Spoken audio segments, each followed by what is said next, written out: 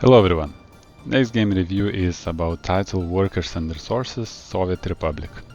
As game developers say, Soviet Republic is the ultimate real-time Soviet-themed city builder tycoon game. Construct your own republic and transform a poor country into a rich industrial superpower, blah blah blah.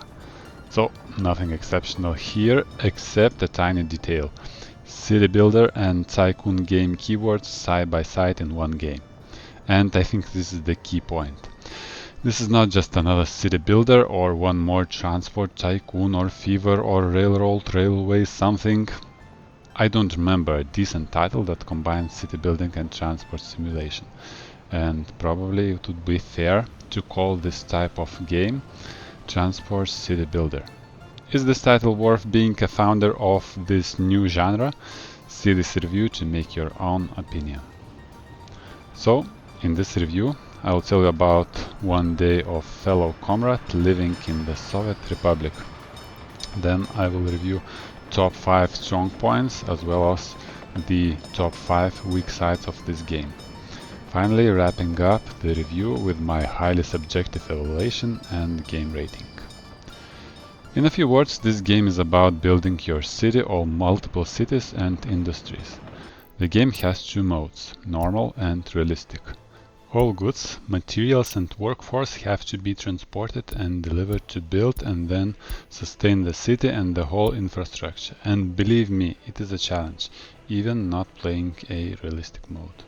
In the realistic mode it's even more challenging, but as the name says, more realistic, and this is the beauty of this game. I absolutely love this game mode.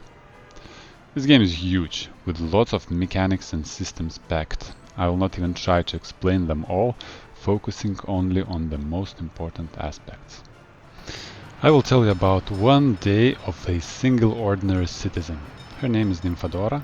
Don't ask, it wasn't me who named her. It is morning time now. She's living in a new residential building in the center of the city. Each citizen has a range of needs, from basic like food, water and warmth, to a more sophisticated like sport, culture and healthcare. And you have to provide them. If not, they will die or leave your republic.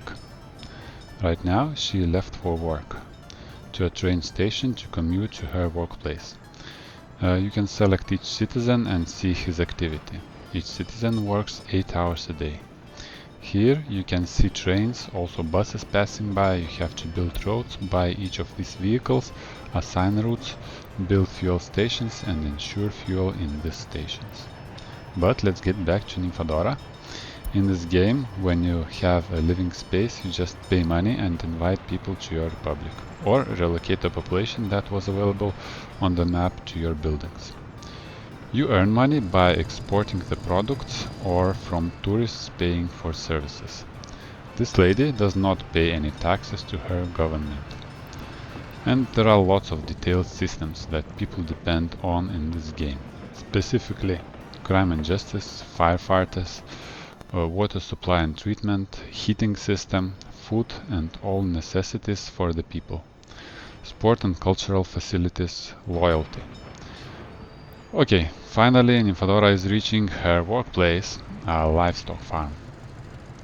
This industry consumes grain and raises cows, but to function besides grain it needs much more. Electricity. You build power lines, transformers and power switches to transport electricity which you have to produce yourself in power plants or import from neighbor countries. Water and wastewater. First you purify and bring fresh water and then take care to clean and dump the wastewater. Also you need workers and you need a transport network for all that and to ship products.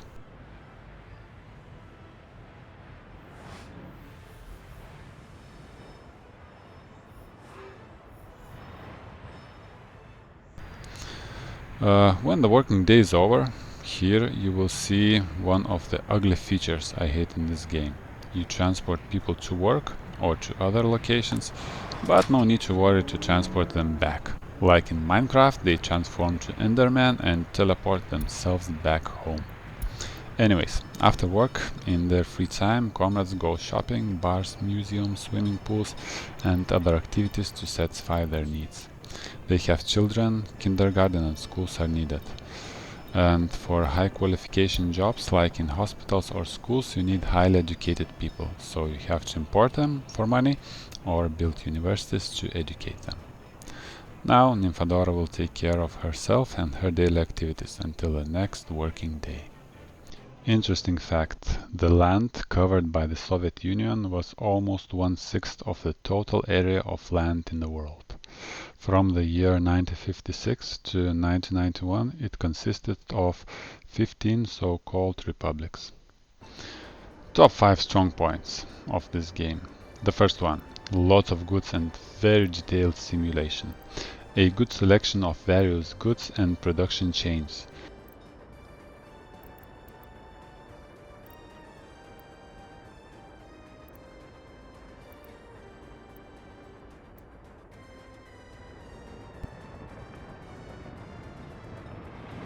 Let's take a simple product like meat. Meat is produced in slaughterhouse that needs cows, water, electricity, waste and workers. To get cows you need another building, that is livestock farm, which needs crops, much more water, electricity, again it produces wastewater, and workers.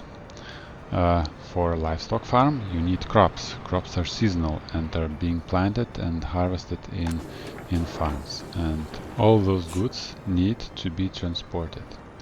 People need lots of goods. Fortunately, you may limit the complexity initially importing most of the goods from over the border, but this way goods cost money and also you pay for transportation in normal game mode.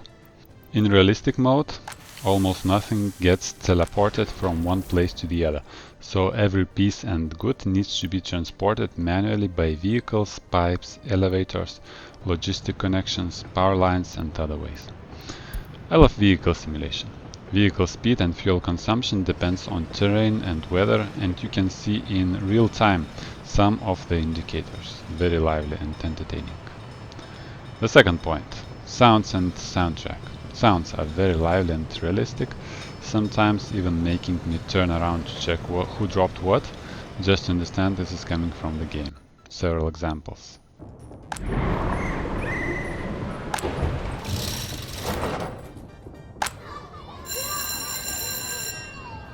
Soundtrack.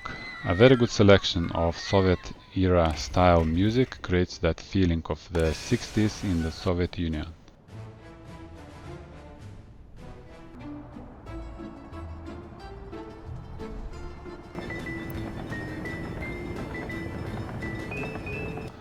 Though currently there are the limited number of songs and after some time it gets repetitive. Graphics. Nothing spectacular, but I consider it okay for this kind of game. You see trees and grass moving in the wind, river flowing and reflections and shadows, and all look decent. I witnessed only several bugs, but since this is an early access game, I would say they've done a good job. Beautiful and detailed vehicle models, nice variety. If some new truck comes out, different modifications for different types of cargo appear. Unfortunately, vehicles have limited interactivity. No drivers visible or doors opening compared to Transport Fever, where vehicle visuals are absolutely stunning. Number 4. A good selection of tutorials. They are split into separate subjects. You do not need to go through all of them. For example, when you do not understand the crime and punishment system, you just jump to police and prison tutorials and quickly get a grasp on that. And last but not least, active developers. An important factor for an early access game with a strong roadmap. You do not want to buy the unfinished game just to understand it will not be developed. They are posting almost every week about ongoing development and discuss the upcoming features, which makes a very good impression. Very promising roadmap, for example, very complex waste management and demolition mechanics are coming, a whole new industry chain. Also building and vehicle maintenance, detailed research tree and other things. All those look very promising. Speaking about top 5 weak points. The first one. Interesting that in this game in 1960s they've already developed a fully autonomous vehicles.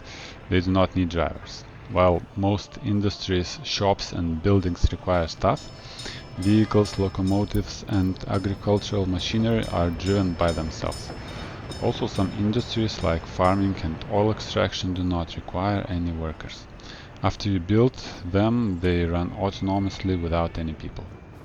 I understand this is a simplification for better playability or limiting the scope and complexity of the product, but still, if you design a realistic and complex game with very detailed systems, leaving this out feels very disappointing. Number 2. The second disappointing thing is strange people logistics. All trips are one way. People travel to their workplaces and when their work shift ends, they teleport themselves back home. The same is with construction equipment. You deliver it to the construction site and then after finishing the job, it teleports back to its garage. Also, very strange passenger behavior. For example, after you just have built a single station with no lines or vehicles coming, people start gathering in the station and waiting for something. Not sure what they try to simulate. I'd better simulate queues in front of the meat shop. The third weak point is very mysterious people's properties, values without an explanation. Happiness and health, totally not clear why this value is as it is. Sometimes all params are high, but happiness is low. No idea why. This especially is felt on a high difficulty level. Very frustrating. Why average lifespan at some point drops to 50 and later rise again to 70? What contributes to these parameters? Why suddenly within several days 50 citizens disappear from the apartments? Chupacabra at night? I was watching the whole night. Nope, not the case.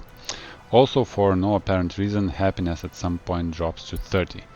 You're left guessing why. I strongly miss any indicators or explanations as in some games. The best example I would say is Crusader Kings 3. Most parameters have tooltips with detailed information or explanation. Unfortunately, not in this game. The fourth point is building controls. Strange buildings and object proportions and space required. Some of them take unreasonable space. For example, currently there are no small bus stations. The smallest station requires a lot of space on both sides of the road. Very rough road building. Roads or railroads could be very uneven. For example, some bush could grow in the middle of the road you've just built.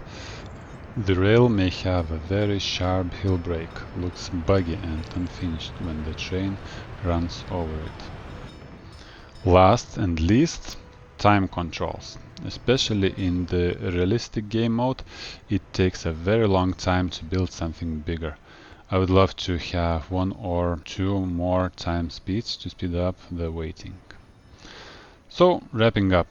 Though this game brings some non-standard ideas, I love the level of the detail this game simulates in industry change, transport systems and everyday life.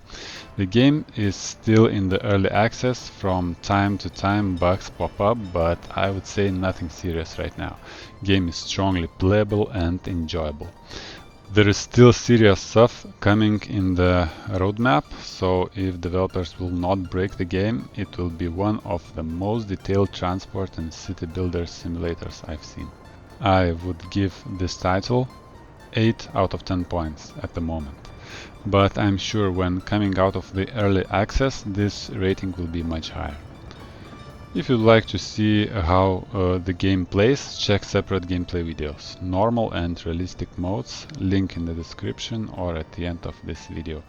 I hope you enjoyed this review and I hope it will help you decide whether Soviet Republic Workers and Resources is your next game or not.